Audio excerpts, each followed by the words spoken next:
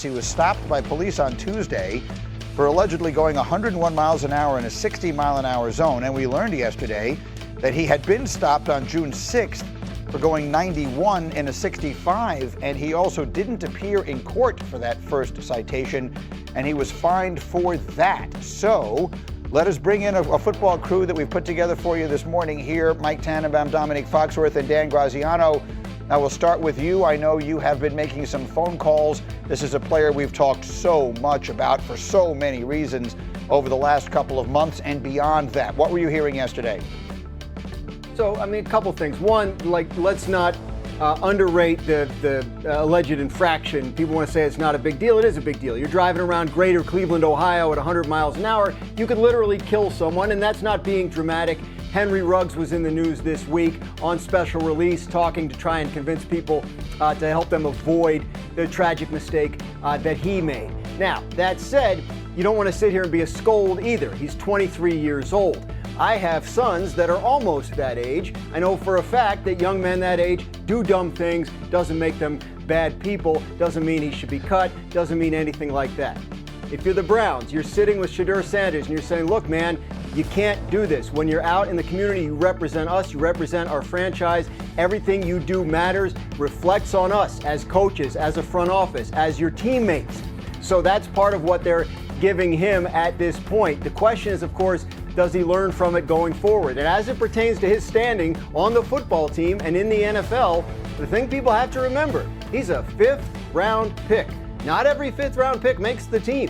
He has to perform at a high level, and in that situation, you don't get a lot of rope in terms of what the organization or what the league will put up with in terms of your behavior away from the facility. So hopefully he's learning from this and the mistakes won't be repeated, and he can focus on just trying to make the team and be the starting quarterback as soon as possible. Mike T., if you were running that organization as you did in two different places, what would you say to him? I would say, as Mark Schlereth used to describe preseason games, it does.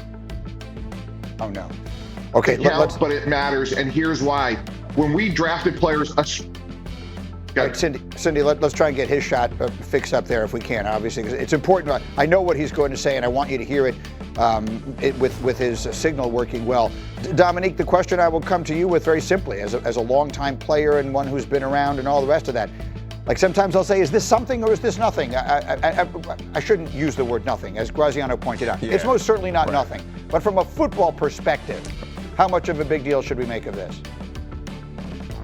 Yeah, I mean, I don't think that it should be a big deal from a football perspective. I think that Dan did a good job of expressing how serious it could be, and also making sure that we understand that we shouldn't overreact and act as if this is some sort of blight on his character. Like, young men do foolish things. I was a young man who also went really fast in cars and was fortunate enough to not get into any trouble. But I'm most surprised by it being this particular young man. Like, I would have thought that was one of the things that we kind of knew about him, was he was a professional. He's a guy who's been around the game long enough because of his father, and we didn't expect him to make these type of poor decisions. But again, we shouldn't write him off because of it, because it hasn't gone completely.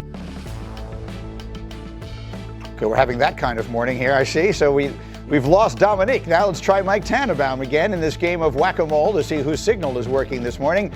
Mike T., we'll try it again. What would you say to him if you were the GM now in Cleveland?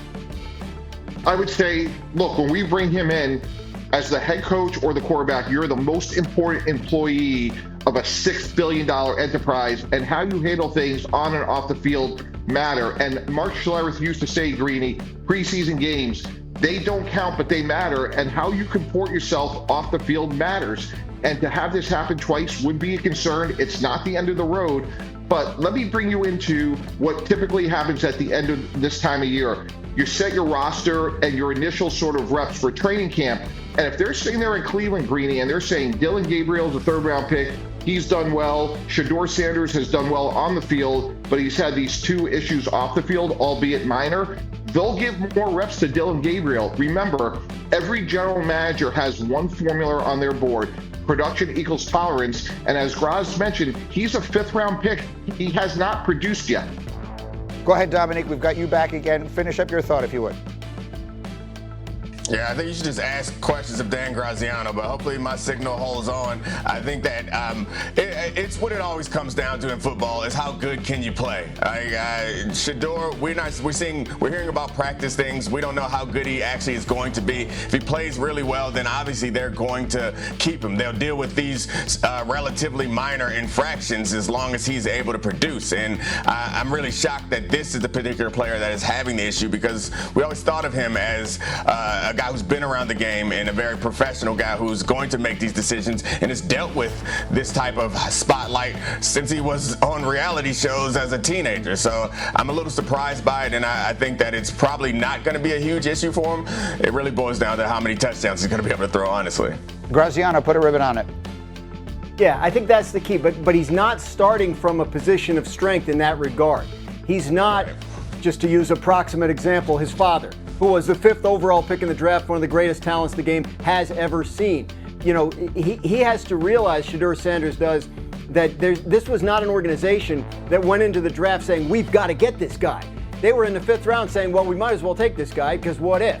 So that puts you in a very different position in terms of how the team feels about you and how the team feels about, you know, incidents like this and stuff that goes on off the field. So there's not as much margin for error for Shedeur Sanders as there would have been if he had been, you know, the pick that we thought he was going to be, 1st round, high 2nd round. And I think that's important for people to keep in mind as well when we talk about this situation. All right, I applaud, Graziano, both your thoughts and your internet provider. Well done, guys. Thank you for jumping in. Have a great week. Into the fall, most likely. I'm guessing they're going to have multiple starters at quarterback. They got 2 rookies in Dillon Gabriel and, of course, the headliner, Shedeur Sanders. How do you see this battle being won, and then how do you see it playing out throughout the season? Well, I see this battle being won by Joe Flacco. I think Joe Flacco will win the starting job, and the reason why is because it seems like Kevin Stefanski, head coach Kevin Stefanski, has a liking to Joe Flacco.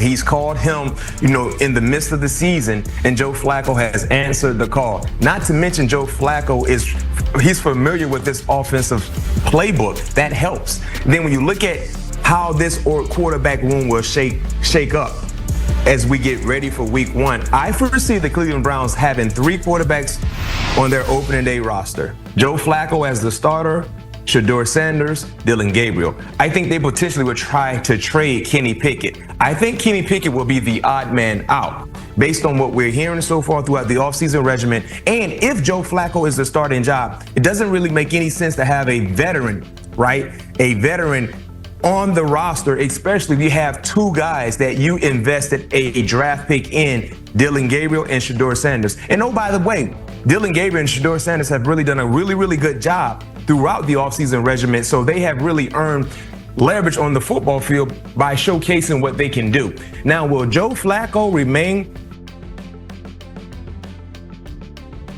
the starting quarterback throughout the entire season, Chris? That remains to be seen, but I do believe the Cincinnati Bengals. And it is kind of a changing of the guard at running back as well, because even though whoever the starting quarterback is, if they can just play smart, sound football, you know they're going to rely heavily on the running game. And to your point, we know about the potential and the talent that Christian Jenkins has. I don't expect to see him be RB1 in the beginning of the season, but I wouldn't be surprised to see Jenkins take over that role midway through the season.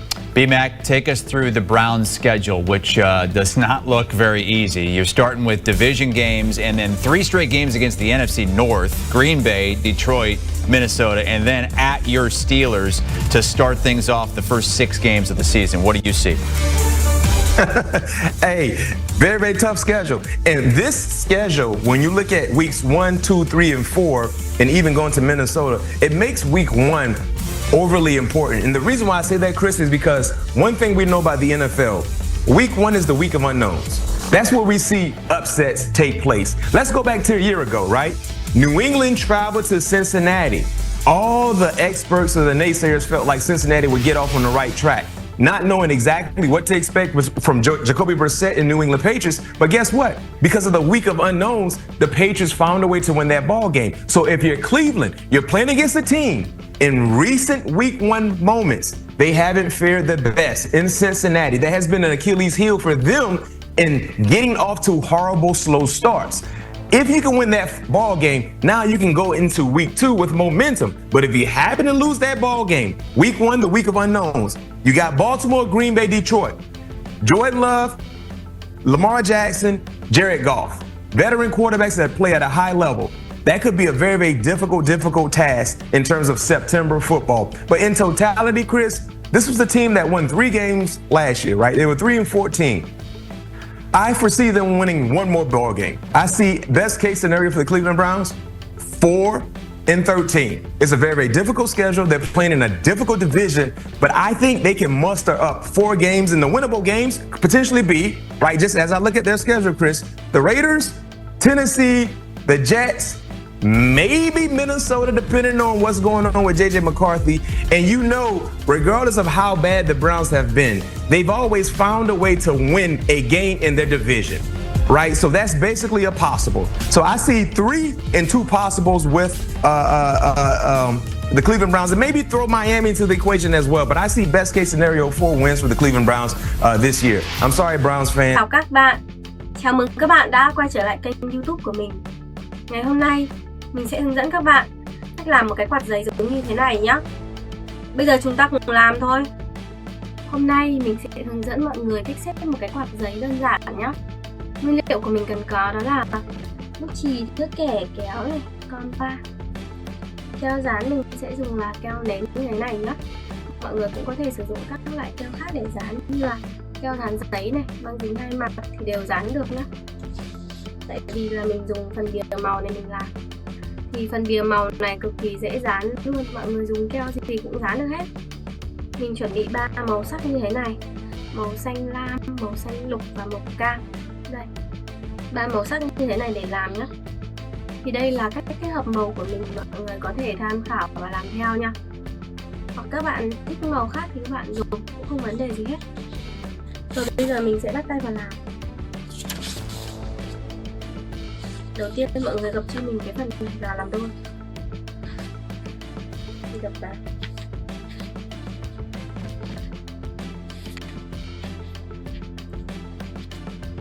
Rồi mình sẽ dùng tay mình nhét tạo nếp cho nó. Mình tiếp tục mình gập và mình cũng nhét tạo nếp nhé.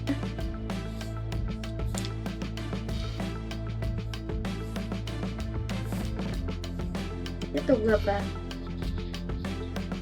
và cũng nhét tạo nếp. Mọi người gập cho đến khi nó còn khoảng 1 cm là được.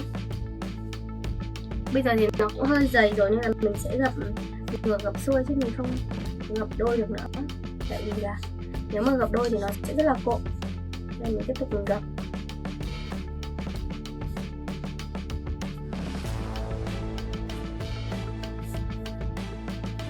Mình nhét nhé.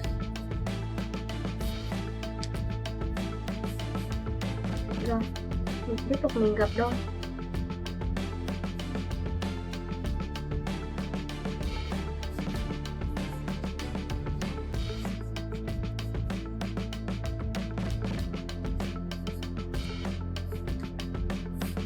Mình nhét lại lần nữa cho nó có cái nếp thật là sắc nét. Sau đó thì mình sẽ mở bung nó ra. Mình mở hết ra nha. Đây. Và mình sẽ xếp lại theo dạng xếp quạt. Tức là mình sẽ xếp đường lên đường xuống, đường lên đường xuống lần lượt cho đến hết. Mình tiếp tục mình xếp.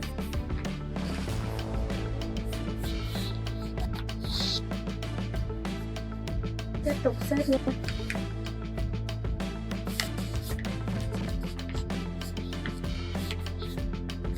Mình cứ làm lần lượt cho đến hết.